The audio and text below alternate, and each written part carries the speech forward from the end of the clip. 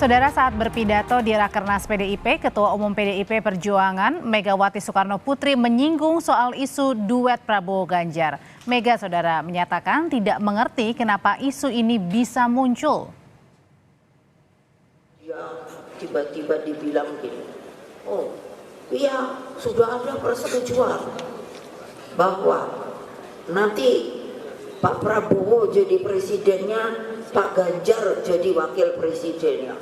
Aku terus di rumah melongo, ini yang ngomong ki sopo ya? Lah aku kok ketua umumnya malah nggak ngerti. Coba terus nggak usah didengerin. Lu kok enak banget gitu loh, gatok-gatok kan. Ya kamu mau nggak? Kalau di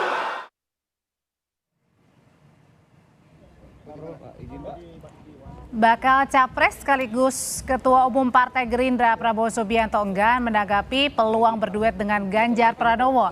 Hal ini diungkap Prabowo usai menghadiri peringatan Hari Kesaktian Pancasila di kawasan Lubang Buaya Cipayung, Jakarta Timur. Menurut Prabowo, Ganjar bagus, namun yang lebih penting Indonesia semakin maju.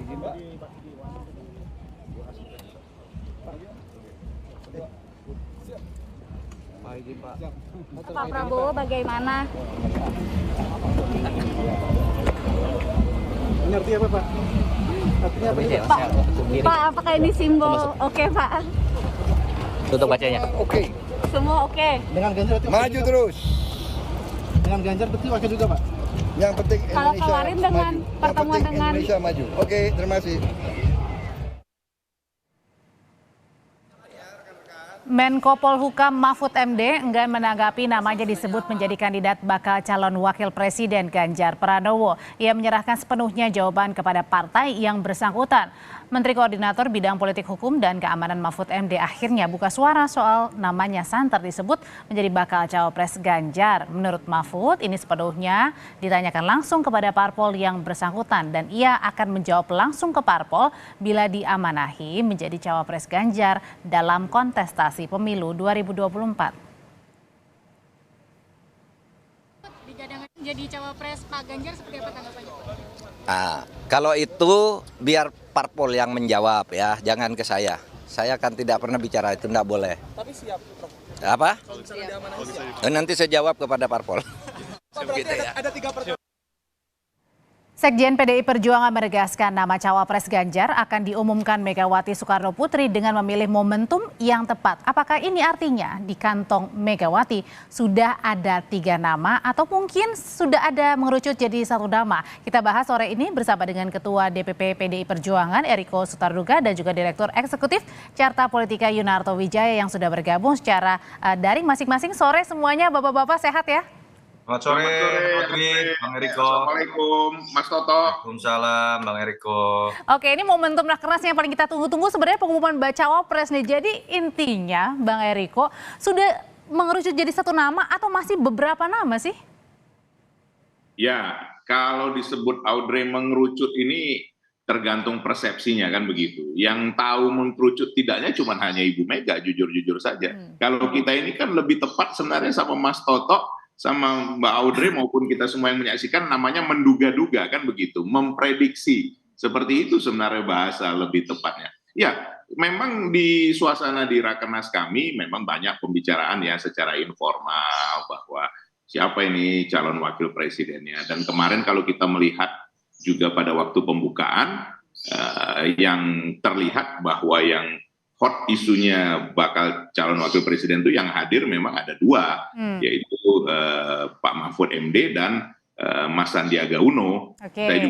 Saya juga belum tahu kemana Mas Andika maupun juga yang lain-lain, karena setahu saya kan pasti diundang kan, karena memang ini adalah mengundang sahabat-sahabat yang memang dekat dengan PDI Perjuangan. Nah, tetapi kalau dikatakan mengkerucut ke 1 nama, Mbak Audrey, saya sendiri belum tahu dalam hal itu yang pasti. Karena kan Bang Eriko duduknya paling dekat nih, salah satu yang paling dekat duduknya dengan Bu Mega nih di Rakernas. Jadi berarti tahu dong kasak-kusuknya ya? Iya, kalau dekat begitu terus masa nanyanya, Bu, udah jadi satu apa belum Bu? Kan enggak seperti itu. Ini kan Oke. suasana rakernas kan, dan ya enggak elok lah masa ditanyain Bu tinggal satu topo supaya ini bisa dikasih tahu sama Pak Audrey dan semua penonton Kompas TV dimanapun Anda berada, ya tidak seperti itu. Tetapi kan ya apa ya, kalau seperti kami kan melihat nuansanya itu ya memang Ibu sebenarnya tinggal hanya mengumumkan saja ini bersama para ketua umum. Ya tentunya kan dibicarakan dengan para ketua umum partai, begitu juga dengan Presiden Joko Widodo maupun Mas Ganjar. Momentumnya kapan? Saya harus jujur menyampaikan. Saya pun belum masih tahu. nunggu Tapi momentum kalau ya untuk pengumuman. gambarannya kelihatannya tidak terlalu lama lagi nih. Tidak terlalu lama.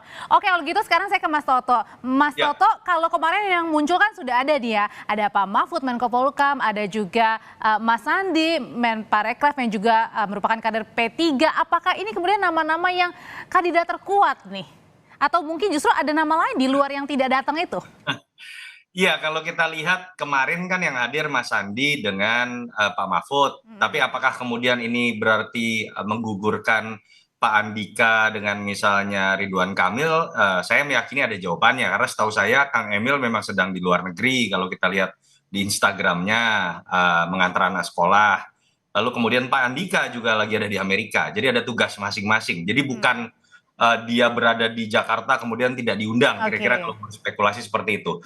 Dan kalau kita dalami lagi kenapa kemudian belum diumumkan, sama seperti saya sebutkan sebelumnya, ini ada pertarungan ketat yang terjadi di antara dua calon, minimal dari beberapa rilis survei terakhir antara Mas Ganjar dengan Pak Prabowo. Penentuan sosok cawapres itu bukan hanya ditentukan dalam konteks kelengkapan dengan capresnya, tapi mengintip terlebih dahulu lawan terberatnya ini akan menggandeng siapa. Dan kita tahu nih belakangan lagi rame lagi gugatan MK ini apakah akan dikabulkan atau tidak, spekulasi Mas Gibran akan maju dengan Pak Prabowo akan terjadi atau tidak. Saya pikir kedua belah pihak akan saling mengintip siapa yang kemudian digandeng oleh masing-masing capresnya, dan itu akan menentukan juga menurut saya dalam pengambilan masing-masing wait and see berarti ya.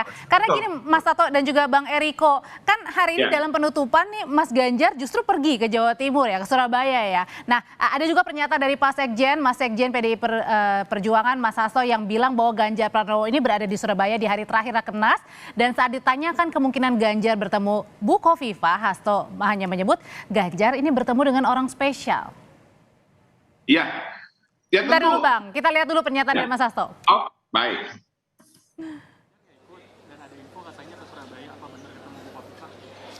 Ya tadi malam ke Surabaya.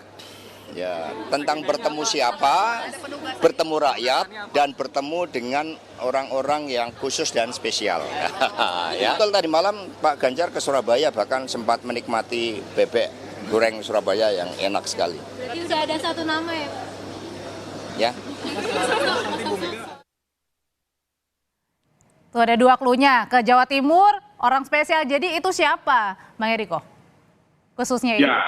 Ya tentu yang tahu kan Pak Sekjen saja kan tadi tersenyum. Yang tahu ini kan tinggal Mas Ganjar dan Yang Maha Kuasa ya. Kita tunggu saja nanti dengan siapa nanti bertemu. Tetapi ini menarik bahwa bisa saja ada sesuatu yang tak terduga, yang kalau kita sebut Mr. X atau Mrs.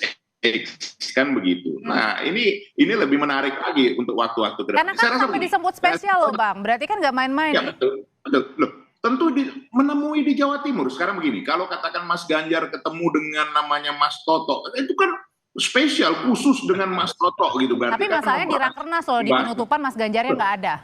Ya kan wajar saja, karena memang kan dalam penutupan ini kan memang sebenarnya beliau kan sudah memahami apa yang ini kan tadi malam juga sudah kita ini kan mengenai apa katakan kesimpulan maupun rekomendasi dari Rakernas, sangat wajar ya. Berarti dalam hal ini kan pertemuannya spesial, kita tunggulah Mbak Audrey, karena kalau kita sampaikan pun di sini kan jadi tidak menarik nanti ya Mas Toto ya, supaya kita tetap diundang sama Kompas TV ini untuk bahas karena kita nggak sabar sebenarnya Bang. Kalau gitu sekarang saya kembali lagi ke Mas Toto. Mas Toto, siapa sih kira-kira sosok yang diungkap oleh Mas Hasto ini spesial khusus Jawa Timur, bebek Surabaya?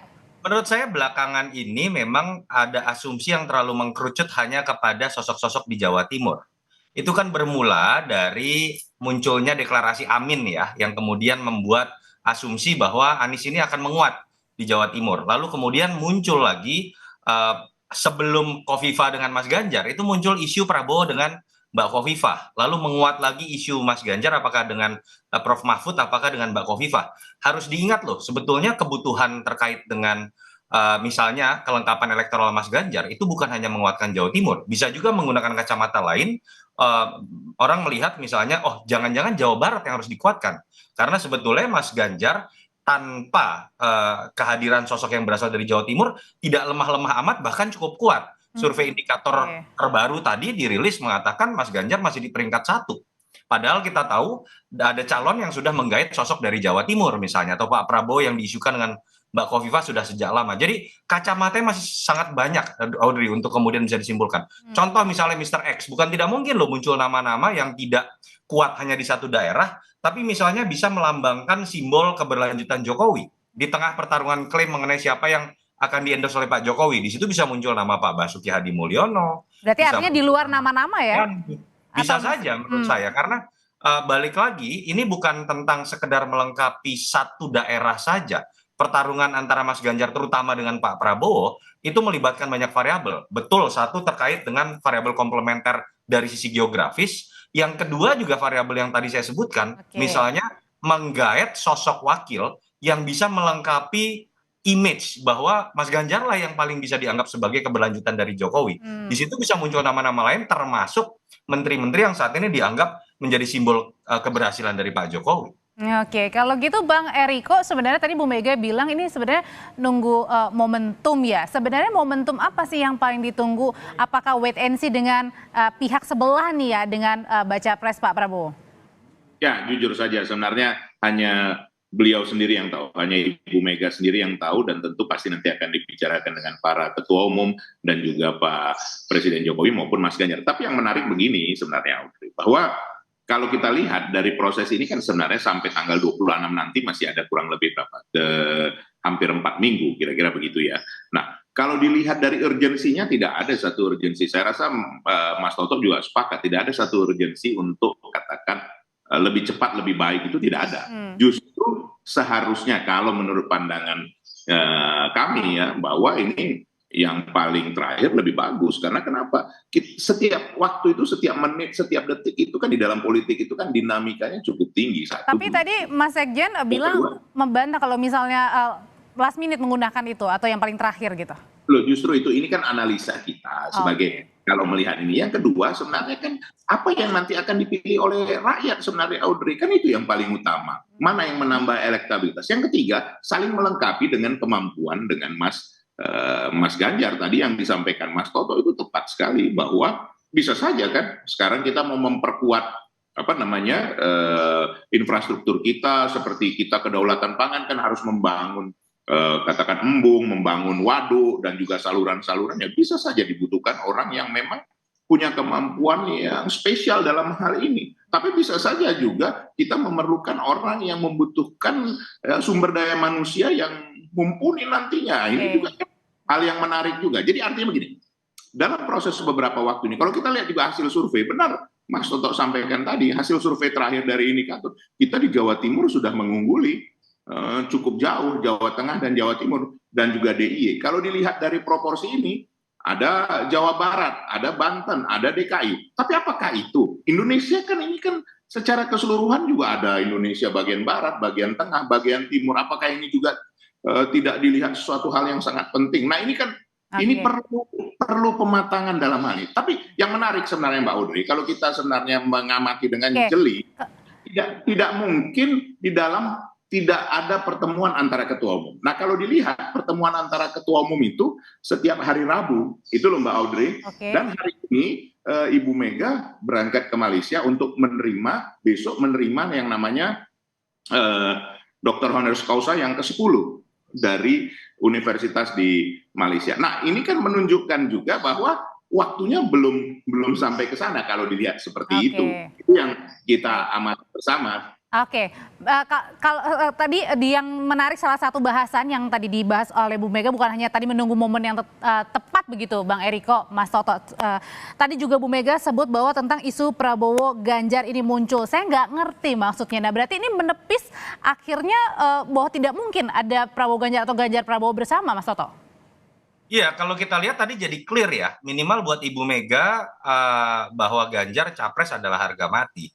Kalau kita lihat walaupun implisit juga Pak Prabowo tadi juga saya lihat agak males-malesan ya mengomentari ini. Jadi pasti Pak Prabowo terganggu kalau pertanyaannya adalah kombinasi Ganjar Prabowo. Mungkin kalau Prabowo Ganjar beliau masih berpikir ya. Jadi saya selalu mengatakan kombinasi ini terasa menarik sebagai sebuah konsep, tapi formulanya secara teknis itu sulit untuk dianggap untuk bisa ditemukan dan menyenangkan kedua belah pihak bersama-sama. Terkecuali dalam sebulan terakhir ada sebuah goncangan politik yang luar biasa yang menyebabkan keduanya ini ketika disandingkan itu tidak lagi dalam pertarungan ketat, tapi yang satu pasti kalah misalnya.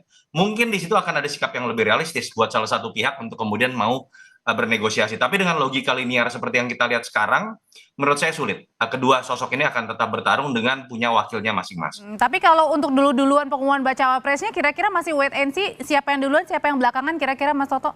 Tadi kan tadi udah disebutkan ya oleh Bang Eriko, urgensinya nggak ada. Malah yang ada akan membuka, pertama kelemahannya adalah kalau terburu-buru, satu akan membuka kartu as. Siapa yang digandeng, dan itu akan membuat dengan mudah lawannya untuk kemudian mencari sosok yang kemudian bisa menutupi kelemahan dari lawan. Variabel kedua, elemen of surprise. Siapapun yang akan masuk di masa yang lebih lama dalam mengambil keputusan di masa-masa injury time itu akan lebih punya elemen of surprise. Minimal akan lebih sering diundang oleh Kompas untuk ditanya karena misterinya masih ada. Kalau terungkap terlebih dahulu nggak diundang lagi gitu kan. Jadi memang dari sisi elemen of surprise pun akan lebih menarik untuk di masa injury time. Berbeda dengan Mas Anies itu dalam kondisi survive. Sehingga kemudian kemarin harus terburu-buru tanpa peduli dengan sisi elemen of surprise tadi. Oke, nah kalau gitu berarti Bang Eriko kira-kira kalau misalnya menunggu elemen of surprise bisa jadi nggak ada urgensinya kalau misalnya buru-buru itu bisa jadi pada saat pendaftaran atau mungkin hari terakhir pendaftaran itu langsung diumumin?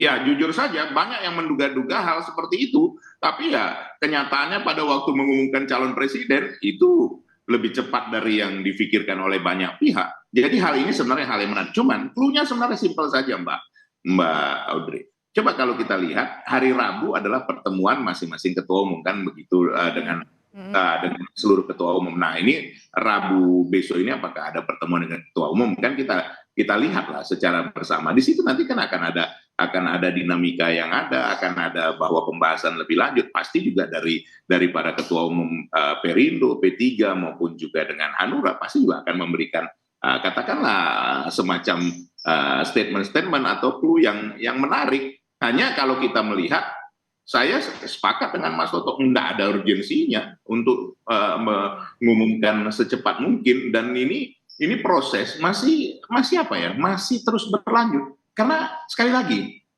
sama seperti waktu 2019, kalau kita mau melihat contoh, bagaimana Kiai Haji Ma'ruf Amin muncul pada saat menit-menit terakhir. Last minute, luar ekspektasi dari banyak pihak. Nah ini sekarang mohon maaf Bang Eriko, sambungan jaringan teleponnya agak putus-putus. Sambil diperbaiki saya ke Mas Toto dulu Bang Eriko, mohon maaf. Bang Eriko kan kemarin Mas Toto, kalau kemarin itu kan Pak Mahfud sudah datang, Mas Andi juga sudah datang, itu kan nama-nama kandidat terkuat ya, bacawa pres mendamping Pak Ganjar, tapi kemudian juga tidak ada artinya nama Mas Erick Thohir itu kemudian juga artinya bisa dibilang udah tertutup dong. Ya untuk Erick Thohir menurut saya memang kalau dikatakan sudah tertutup belum. Tetapi apakah kemudian peluangnya masih sama besar dibandingkan dulu misalnya sudah berbeda. Nama Mas Ete biar bagaimanapun lebih banyak dibicarakan dan dengan masuknya PAN yang didetaikan dekat dengan Erick Thohir menunjukkan Mas Erick ini lebih mungkin ke wakilnya Pak Prabowo. Walaupun belakangan menarik juga kalau kita lihat nama Mas Erick Thohir ini dari peringkat 1 sekarang jadi peringkat 3. Nomor satunya katanya Mas Gibran menunggu gugatan MK, yang kedua Mbak Khofifah, yang ketiga baru Mas Erick. Ini juga menurut saya ya Audrey menyebabkan kenapa sih mungkin koalisi Mas Ganjar masih menunggu waktu dan mengintip koalisi sebelah. Kita tahu di koalisi Pak Prabowo ini kan ada kecenderungan dari awal partai-partai itu masuk untuk menyodorkan nama ketua umum atau jagoannya menjadi cawapres. Sehingga zero sum game-nya lebih tinggi, terbukti dari keluarnya PKB. Dan sampai sekarang Golkar masih mencantumkan nama Mas Erlangga, tapi namanya jarang disebut misalnya. Jadi bukan tidak mungkin dalam koalisi Pak Prabowo, begitu nama cawapres ditentukan, mungkin saja ada partai yang kecewa. Itu kan opportunity kemudian buat koalisi Mas Ganjar untuk menambah kekuatannya, dan alangkah baiknya kemudian penentuan cawapres ditentukan setelah ada kepastian bahwa partai-partai ini sudah solid untuk kemudian menjadi bagian dari koalisi Mas Ganjar. Oke, jadi masing-masing masih saling ngintip ya, dan ada kemungkinan nggak untuk cawapres masing-masing ini justru ada kandidat yang sama, makanya jadi bingung nih, maksudnya siapa mau kemana gitu, ada kemungkinan itu nggak Mas Toto? Yang saya tahu malah kan kemudian yang mungkin adalah Ganjar dengan Pak Prabowo, tapi Pak Prabowo jadi wakil, atau Pak Prabowo menunggu Ganjar mau jadi wakil, kan dari dulu itu yang kita sebut ya. Tapi tadi kita sudah sepakat sulit. Tapi di luar nama-nama itu saya pikir tidak, sudah mengkerucut kepada nama-nama yang memang sudah lebih dekat dengan koalisi masing-masing. Mungkin ada satu nama yang masih jadi ada di wilayah gray area, itu nama Mbak Khofifah, karena masih disebut nama koalisi Pak Prabowo, tapi juga mulai disebut di koalisinya Mas Ganjar. Kalau kemarin katanya juga Pak Jokowi ini disebut-sebut, ini menyarankan gitu ya, atau meminta atau memberikan saran soal bacawa pres. Nah artinya ini juga ada bisa firm nggak atau kejelasan nggak bahwa Pak Jokowi ini mendukung Mas Ganjar? Mas Toto? Oh oke. Iya, kalau kita lihat pasti Pak Jokowi tetap akan dilibatkan. Saya bukan ingin mendahului Bang Eriko ya, tapi biar bagaimanapun Pak Jokowi adalah kader PDI Perjuangan, dan PDI Perjuangan jelas menyatakan ingin melanjutkan legasi Pak Jokowi. Jadi pasti dia akan ada dalam keterlibatan pengambilan keputusan ya. Tetapi apakah kemudian hanya menunggu Pak Jokowi? Saya yakin tidak. Mas Ganjar menurut saya juga sekarang dilibatkan dengan sangat mendalam oleh Ibu Mega dan Ketua-Ketua Parpol, menyadari bahwa pertarungan ini ketat, dan kemudian juga tantangan ketika sudah berkuasa ini sangat besar, termasuk kemarin celetukan dari Pak Jokowi. Jadi pasti ini membutuhkan sebuah kesamaan sikap, Mas Ganjar nyaman dengan siapa. Dan kalau dilihat dari sisi itu, saya pikir bisa dibedah lah dari pertemuan-pertemuan Mas Ganjar kemarin. Kalau mau berspekulasi, Mas Ganjar ini udah bertemu dengan siapa aja gitu, Audrey. Oke, berarti penegasan untuk Bang Eriko, berarti artinya dengan Pak Jokowi yang dilibatkan untuk nama bacawa pres mendamping Mas Ganjar, ini berarti semakin mengukuhkan bahwa positioning Pak Jokowi adalah mendukung Mas Ganjar. Begini, Mbak Audrey, itu kalau kita lihat kemarin secara jelas, ya memang boleh saja orang menyampaikan multi persepsi ya, bahwa itu kan sah-sah saja sebagai beliau kader PDI Perjuangan. Tapi kalau kami melihat bagaimana beliau begitu intensnya ya bertemu juga dengan Ibu Ketua Umum, begitu juga dengan Mas Ganjar, dan juga benar kata Mas Toto tadi di awal pun sudah saya sampaikan, dalam pertemuan ini nanti duduk sama rendah berdiri sama tinggi para ketua umum partai yang dipimpin Ibu Megawati, nanti dengan Bapak Presiden Joko Widodo sebagai presiden incumbent, karena apapun juga beliau adalah kader terbaik PDI Perjuangan. Dan ini membiasakan, kalau kami sering berdiskusi di internal kami, ini membiasakan adanya apa? Katakan di dalam melanjutkan, di dalam meneruskan itu adanya kesinambungan yang pas, seperti itu. Nah, tapi tentunya Mas Ganjar juga kan punya preferensi, apapun, ini kan penting adanya chemistry yang bisa kebersamaan dengan calon wakil presiden. Dan jangan lupa loh Mbak Audrey, bahwa calon wakil presiden seseorang yang mendekati sempurna, tetapi tidak juga ini kan proses tunggal mengiring dan juga saling mengisi satu dengan yang lain. Jadi ini tidak ada sesuatu hal yang menurut kami untuk katakan guru seperti itu, Mbak. Oke, Bang Eriko terima kasih banyak, Mas Toto terima kasih banyak, sehat selalu, kita jumpa lagi di lain kesempatan. Terima kasih, Assalamualaikum Mas.